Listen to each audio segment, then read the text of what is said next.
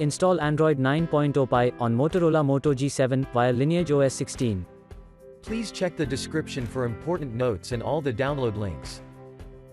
First download ROM and GApps packages, then transfer the downloaded files to the phone storage, link is in the description below. Step 2. Boot your device into TWRP recovery.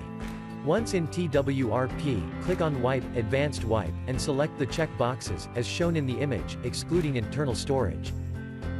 Step 4. Swipe the button to wipe the device.